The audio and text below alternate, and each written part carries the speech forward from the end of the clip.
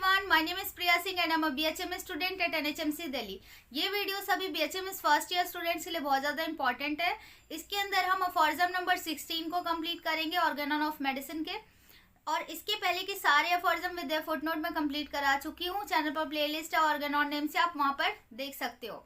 और जो भी कंटिन्यू कर रहे हैं मेरी वीडियोस को देख रहे हैं, तो आज उनके लिए अफॉर्जम नंबर 16 बहुत ही ज़्यादा इजीली उनको समझ आ जाएगा, क्योंकि ऑलरेडी सारे कंसेप्ट रिलेटेड हैं पीछे वाले सारे अफॉर्जम से। तो आई होप कि आपने अच्छे से उनको भी समझा होगा, तो आपको 16 भी बहुत ईजिली समझ आ जाएगा। तो अफॉर्जम रीड करने से पहले मैं एक बार आपको इसका जिस्ट दे देती हूँ कि पूरे अफॉर्जम में क्या समझाना चाहेगा आपको, फिर इसको हम रीड करके अच्छे से समझेंगे बुक से।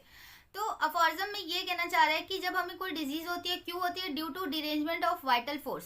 तो अगर बाहर एक्सटर्नल में कोई भी चीज है तो वो हमारे वाइटल फोर्स को अफेक्ट नहीं कर पाती है जब तक हमारा वाइटल फोर्स क्या है, स्ट्रांग है।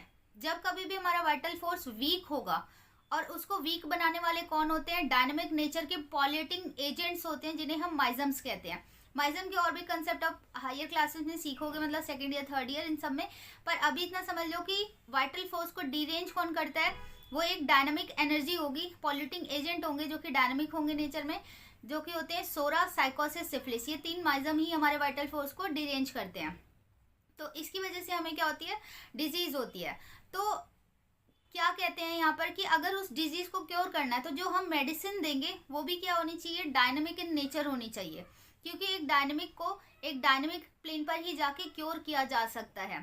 तो यही है कि अगर हमें डिजीज को क्योर करना है तो सारी मेडिसिन कैसे होनी चाहिए? डायनामिक इन नेचर होनी चाहिए। और हमें पता है कि फार्मेसी में पोटेंटाइजेशन के थ्रू, सकशन के थ्रू और सबके ये सारे प्रोसेसेस के थ्रू क्या करते हैं, हम उस मेडिसिन की जो क्रूड फॉर्म में होती है उसकी एनर्जी को एक्सट्रैक्ट कर लेते हैं।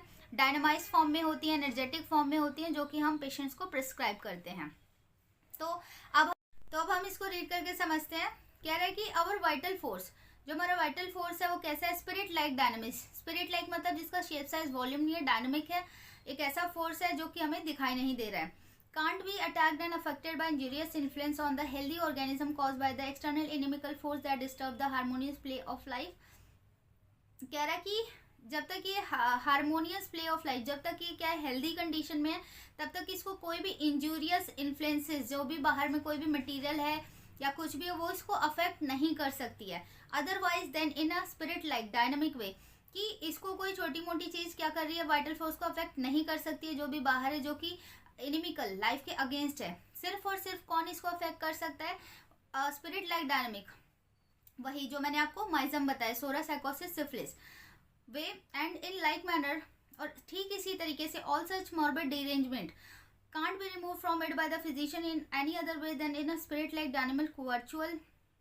कि ठीक उसी तरीके से जब अगर इस डिजीज को हटाना है, सारे साइन और सिम्टम्स को हटाना है, तो उसके लिए क्या करना पड़ेगा? फिजिशियन को कुछ स्पिरिट लाइक डायनामिक वर्चुअल, कुछ मतलब वर्चुअल डायनामिक पावर का इस्तेमाल करना पड़ेगा। Alternative powers of the serviceable medicine acting upon our spirit like vital force. इस तरीके की मेडिसिन का सर्विस हमें करना पड़ेगा, देना पड़ेगा पेशेंट को, कि जो खुद कैसी हो, डायनामिक हो नेचर में, which perceives them through the medium of sentient faculty of the nerves everywhere present in the organism। और जो ये डायनामिक मेडिसिन है, जो मेडिसिन क्या है, डायनामिक इन नेचर, ये हमारी बॉडी में उस वाइटल फोर्स के पास कैसे जाएगी, कैसे एक्ट करेगी? Through the sentient nerve. Sentient nerve मतलब कि जो भी सेंसरी नर्व्स होते हैं ना हमारी बॉडी में, सेंसरी नर्व्स है, मोटर नर्व्स है, ऑटोनॉमिक नर्व्स है, तो उनके थ्रू ही ये क्या करती है, बॉडी में इन चैनल्स के थ्रू जाती है और अपना असर दिखाएगी। So that it is only by their dynamics action on the vital force that remedies are able to re-establish and to actually re-establish health and vital harmony। कह रहा है कि ठीक इसी तरीके से ये क्या कर रहा है, उन सेंटिएंट नर्व के थ्रू जाता है, डायनामिक एक्शन दिखाएगा वाइटल फोर्स पे, वो सारी रेमेडीज अपना एक्शन दिखाती हैं, और इससे क्या होगा, री-स्टेब्लिश हो जाएगा क्या, हेल्थ और वाइटल फोर्स। ये दोनों क्या होते हैं, अगर वाइटल फोर्स हेल्दी कंडीशन में आ गया तो ऑटोमेटिकली हमारा क्या होता है, हम बोलते हैं कि रिस्टोरेशन ऑफ हेल्थ होगी। मेंटल लेवल पे, फिजिकल प्लेन पे, हर एक प्लेन पे वो क्या होता है, पर्सन क्योर हो जाता है, परमानेंट क्योर को हम देख पाते हैं। आगे कह रहे हैं, after the changes in the health of the patient cognizable by our senses, the totality of the symptom have revealed the disease to the carefully observing and investigating physician as was requested in order to enable him to cure.